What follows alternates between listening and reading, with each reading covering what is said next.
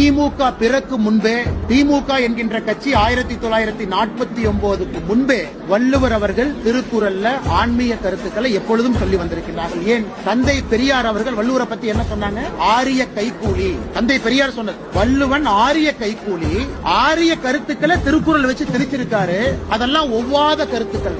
அதனால வள்ளுவரை பற்றி ஒருவருக்கு பேச அருகதை இல்லைன்னா தந்தை பெரியார் அவர்கள் வழியில் வந்திருக்கக்கூடிய திமுகவுக்கு அருகதை இல்லை. அதுவும் குறிப்பாக முரசொலிக்கு அருகதை இல்லை. நீங்க தான் வள்ளுவர் ஆரிய கைக்கூலின்னு சொல்லிட்டீங்கல்ல, அப்ப வள்ளுவருக்கு நாங்க காவி கொடி பூசினானே, மஞ்சள் கொடி பூசினானே, சிவப்பு கொடி பூசினா உனக்கு என்ன பிரச்சனை? இதான் ஆரிய கைக்கூலின்னு சொல்லிட்டேன். அப்ப நீ சைட்ல போயிரு. நீ வள்ளுவர் ஆன்மீக கருத்துக்களை திணிச்சிருக்காருன்னு சொன்ன, சைட்ல போயிரு. இன்னைக்கு உனக்கு என்ன பிரச்சனை?